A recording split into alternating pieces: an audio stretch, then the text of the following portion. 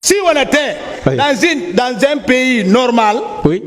vous-même, vous ne devez pas être dans la salle. Là. Ok. C'est fini? Non, attends, non. S'il vous plaît. Je ne me lève pas. Je ne suis pas... D'accord avec moi que si on était dans une armée moderne et réglementaire, sans diplôme militaire, vous ne serez pas encore porteur de chef, de grade adjudant-chef. Vous ne connaissez même pas ce que vous dites. Je suis bien précis. La question Vous est dites précise. que si on était dans une armée moderne, donc l'armée guinéenne n'est pas moderne. C'est ce que vous dites. Oui, à l'époque, il y avait des problèmes au temps de Sémérène. Le pouvoir de Dadis n'était pas moderne. Non. C'est ce que je vous dis. Non, oui. Écoutez, Qui était au temps de commandant Sémérène... Laissez-moi parler. S'il vous plaît. C'est vous D'accord. qui avez posé cette question. Laissez-le répondre. Allez-y. C'est pas vous qui dites que l'armée guinéenne n'est pas moderne. Si, vous dites si on était dans une armée moderne, que Marcel n'allait pas avoir le grade d'adjudant-chef. Vous connaissez le grade d'adjudant-chef? Le grade d'adjudant-chef te prend à quel titre? C'est quel grade? C'est à quel niveau vous employez? On vous apprend à lire, mais vous ne connaissez pas. Ça, c'est des questionnaires, hein? Mais oui, c'est ça, regardez. Ça, c'est des questionnaires. Un avocat, Oui. il prend tout son temps à faire une liste pour dire. C'est ça. C'est vous-même. Si on était dans un pays normal, Oui. vous-même, vous ne devez pas être dans la salle. Là. Ok. C'est fini? Non, attends, non. S'il vous plaît. Je ne me lève pas. Je ne suis pas énervé, maître. Ne vous énervez pas. Je ne suis pas énervé. C'est comme ça. Ne vous énervez pas. Continuons. Maître, moi, je ne suis pas énervé. Monsieur Guilaogi, s'il vous plaît.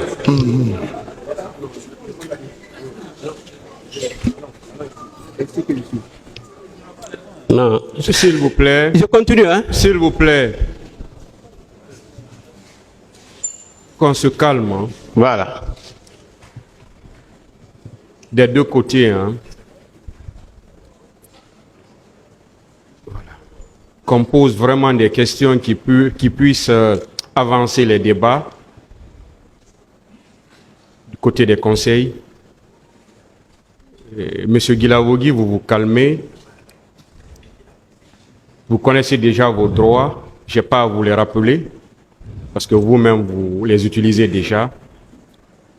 Surtout, calmez-vous et répondez de façon surtout courtoise. Merci.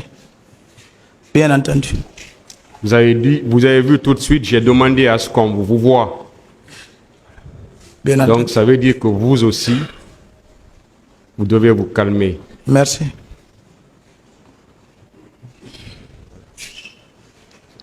Allez-y, maître. Voilà, je continue encore. C'est Marcel, calmez-vous, on va aller pas à pas. Ne vous énervez pas et moi non plus. Allez-y avec les questions, ne rappelez pas. D'accord.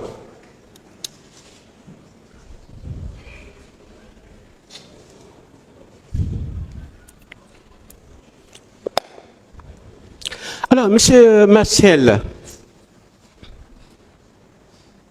vous êtes capitaine, bien sûr, hein, suite à l'avancement global dont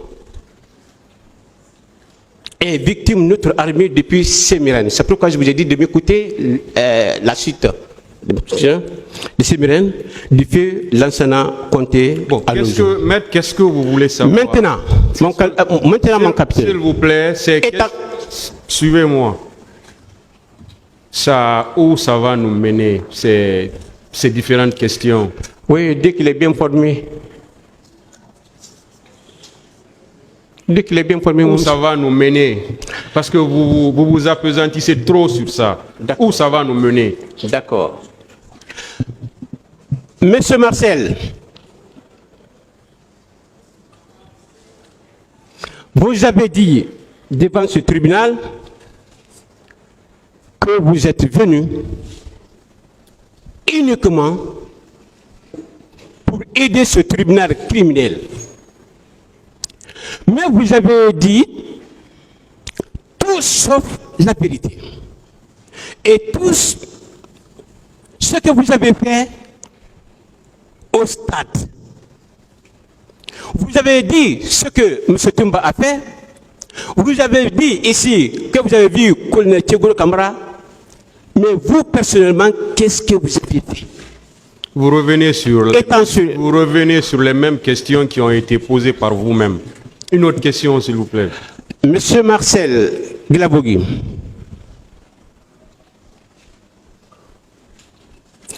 vous étiez à l'intérieur du stade avec votre PMK, oui ou non? La même question revient encore. Monsieur Marcel Glabogui, vous avez vu colonel Tchegoro Kamara à la sortie. Il est en train de faire quoi? Il était avec qui?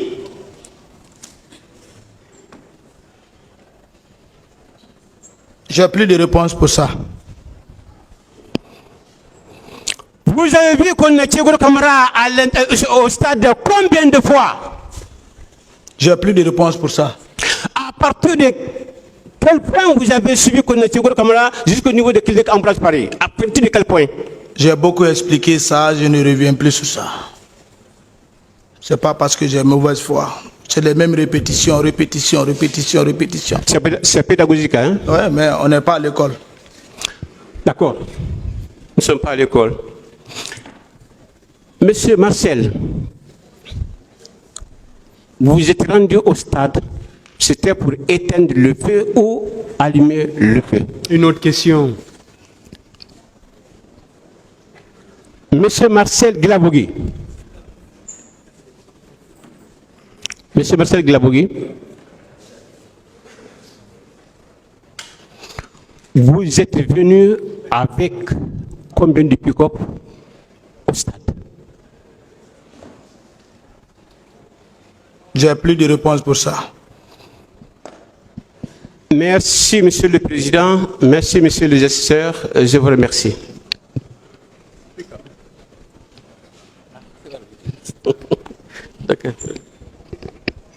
Merci, Monsieur le Président. Respectueux membre de la Cour, du tribunal, je voulais dire. Monsieur Guilavogui, vous dites que vous êtes revenu là-dessus plusieurs fois, que vous avez changé de stratégie pour dire toute la vérité au tribunal, c'est ça?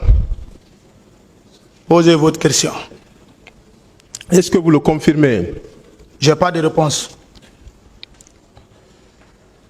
Et nous sommes informés depuis quelques mois que vous grouillez d'impatience pour faire des déclarations. Vous avez dit quoi au tribunal exactement, à part votre présence au stade du 28 septembre? Parce que le contenu de ces déclarations-là est connu de tous. Voilà. Qu'est-ce que vous avez dit au tribunal de nouveau, à part votre présence au stade du 28 septembre, M. Guilavogui? Le tribunal a entendu ce que j'ai dit, le tribunal va apprécier ce que j'ai dit. Je ne reviens plus à tout ce que j'ai déclaré. Et mes déclarations sont à apprécier avec le tribunal. C'est des professionnels. Merci. Et j'ai confiance au tribunal. Merci, merci infiniment. Et vous avez dit hier, si mes souvenirs sont exacts, que chaque chose en son temps, que c'est le temps de la vérité. On vous a posé la question hier que vous êtes resté pendant 14 ans. Pendant 14 ans. Est-ce que c'est maintenant, après 14 ans, que vous trouvez la nécessité de dire au tribunal que vous étiez au stade du 28 septembre? Après 14 ans. Monsieur Guilavogui. C'est vous qui avez donné un temps, 14 ans, j'ai fait 14 ans effectivement. Je suis dans le 3e mois comme ça de ma 4e année. Ça c'est clair, chaque chose a son temps. Il y a un temps pour naître, il y a un temps pour mourir. Même une femme en état de famille peut avoir mal au ventre, mais pas le jour de la naissance. Si le jour de la naissance arrive, le temps là est arrivé. Son ventre peut le faire mal, mais toi qui es à côté, tu crois qu'elle va accoucher. Et pourtant, non, c'est le contraire. Tant que le temps n'est pas arrivé, ça ne va pas se passer comme ça. Chaque chose a son temps. Et je crois que c'est une vérité. Vous ne trouvez pas que 14 ans pour les victimes qui vous ont aperçu, qui vous ont vu au stade, que c'est trop? 14 ans, mais j'étais en prison. Qui m'a jugé? Ou bien je vais me juger de moi-même? Si me jugeais de moi-même, mais j'allais être à la maison. Mais vous avez été entendu par les juges d'instruction. Pourquoi vous n'avez pas dit aux juges d'instruction que vous étiez au stade? J'ai fini de parler ça, je n'ai pas de commentaires sur ça. Merci, M. Guilavogui.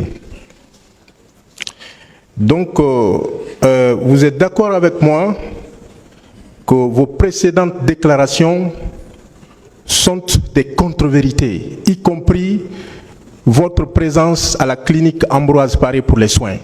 Est-ce que vous êtes d'accord avec moi que c'est des contre-vérités? D'accord ou pas, j'ai fait une déclaration et je continue à faire les déclarations, c'est ce que je connais. Nous considérons que ce sont des contre-vérités.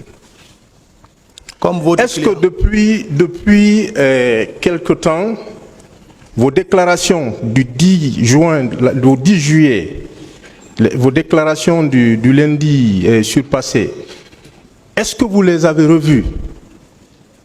Votre lecture de vos notes, est-ce que vous les avez revues depuis ce temps-là? Vous vous êtes intéressé à revoir ou à relire ce que on vous a donné? Pas de réponse pour ça, c'est moi qui ai écrit, je n'ai pas besoin de revoir ça. C'est avec moi. C'est mes propres écrits. Mais vous savez que c'était cousu de fil blanc. Est-ce que vous le savez? Cousu de fil blanc. Peut-être c'est les habits. C'est pas des habits.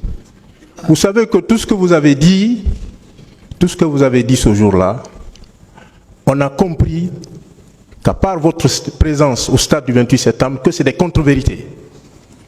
Vous avez compris, mais pas le tribunal.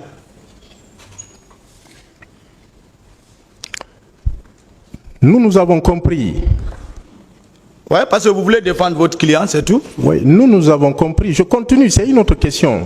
Nous avons compris aussi, comme beaucoup d'autres personnes, que vos déclarations sont émaillées de contradictions. Vous le confirmez? Ça, c'est votre analyse. Je ne confirme rien. Merci, M. Guilavogui. Qu'est-ce qui nous garantit que vous n'allez pas varier? Qu'est-ce qui nous garantit que vous êtes à votre dernier revirement? Qu'est-ce qui nous garantit cela? Parce qu'il y a quelques années, il y a plus de 10 ans, vous avez dit que vous n'étiez pas au stade. Il y a moins de 10 jours, vous avez dit que vous étiez au stade. Qu'est-ce qui nous garantit que quelques mois après, vous n'allez pas dire que voilà, j'étais au stade et c'est ce que j'ai fait au stade? Qu'est-ce qui nous garantit cela? Quelle garantie vous voulez que je vous donne? J'ai fait ma déclaration, c'est au tribunal d'apprécier. Ce n'est pas vous qui me jugez. Hein. Vous me posez des questions. Je n'en ai pas la latitude. Je suis dans mon rôle. Et vous ne pouvez pas me perturber. Je ne vous perturbe pas. Voilà. Et, M. Guilavogui, vous êtes d'accord avec moi que votre vérité là, entre guillemets, n'est pas celle du tribunal? Vous êtes d'accord avec moi? Votre vérité à vous? Peut-être c'est vous qui maintenant vous êtes au cœur du tribunal. C'est mon rôle, monsieur. Ouais, si vous êtes au cœur du tribunal, alors il n'y a pas de procès? Le tribunal est là, tranquille. Ok. Ne dérangez pas le tribunal dans sa tranquillité. C'est vous qui mettez les choses en guillemets. Non, je vous dis, je repose ma question. Oui. est-ce que vous êtes d'accord avec moi que votre vérité n'est pas celle du tribunal? C'est une question. Vous dites oui ou non, vous dites vous ne répondez pas, on continue. Je n'ai pas de réponse pour ça. Le Merci, tribunal, monsieur. Merci, le monsieur. tribunal est souverain. Merci, monsieur Guilavogui. Et on ne peut pas l'induire dans l'erreur. Merci. Est-ce que vous savez qu'en votre qualité d'accusé, vous êtes accusé à cette barre, qu'en cette qualité, vous ne devez pas jurer à cette barre? Est-ce que vous le saviez? Mais le capitaine Moussa Dadis a juré même sur ses enfants ici. Vous ne l'avez pas dit? Le capitaine Dadis ne m'intéresse pas, c'est vous qui êtes à la barre. Mais moi, je n'ai pas juré. Je suis un vrai chrétien, c'est ce que j'ai prouvé. Et ils ne connaissent pas la parole de Dieu. Ils sont venus ici lever leurs mains, jurer sur Dieu, étant dit qu'ils sont chrétiens. Et la Bible ne les recommande pas. Maître, Monsieur Guilavogui. lisez dans le livre Matthieu chapitre 5, de 34 à 37. Je vous apprends. Vous êtes chrétien, je crois. Merci, je vais lire. Hein? Oh, lisez. Je vais lire. Je vais lire, c'est important. Et vous aviez déclaré que si vous acceptiez de dire toute la vérité, avant le 10 juillet 2023, qu'on aurait porté atteinte à votre intégrité physique ou qu'on vous aurait donné la mort. C'est pas ça, vous le confirmez? Posez vos questions, j'ai déjà parlé ça, je n'ai plus de commentaires sur ça. Je vous demande si vous le confirmez ou Je n'ai pas. pas de réponse maintenant pour ça. Merci, monsieur Guilavogui. Vous estimez à ce sujet que le colonel Moussa Tcheboro Kamara constituait une menace pour vous? En quoi ce monsieur était une menace pour vous? Parce qu'il était aux affaires?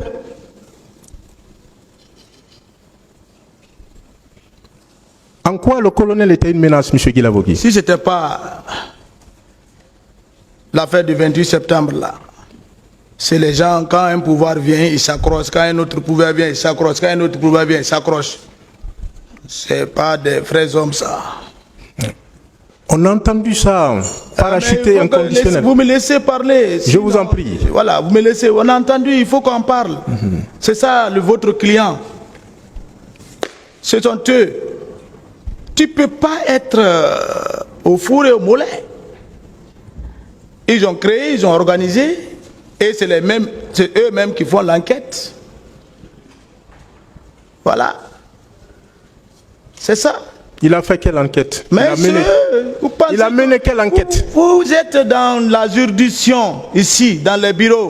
Vous ne connaissez pas ce que c'est que l'armée. Vous vous trompez. Mais je ne me trompe pas. Il a mené quelle enquête? Précisez au tribunal. Si ils étaient aux affaires, ils étaient aux affaires. Si c'était un vrai homme, il allait démissionner. Parce qu'il y a eu massacre. Il allait démissionner. Mais il a profité. Et qui profite, c'est ce que tu as commis. Et couvrir ce qu'ils ont commis. Accuser des gens, tuer d'autres. Pourquoi Bégré est mort devant eux?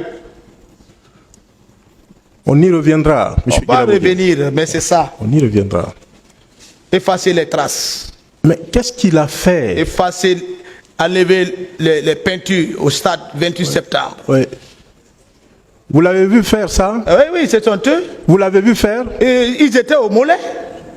Mais vous ne savez pas que nous sommes à la présidence, on les voit, ils montent et descendent, couper. Quand il y a eu le 28 septembre, il fallait les voir, ils étaient les plus effrayés.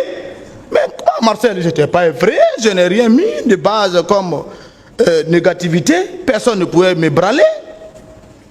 Si j'étais un acteur qui avait gâté le pouvoir de Dadis, mais pourquoi il ne m'a pas arrêté? Même un seul caporal pouvait m'arrêter. Je suis logé au camp. Vous ne trouvez pas que c'était préoccupant de s'inquiéter parce préoccupant. Est-ce que le président même a donné condoléances au peuple? Je ne parle pas. Quel est le discours que le président Dadis a tenu face au peuple, demander condoléances, apaiser les gens? C'est ça.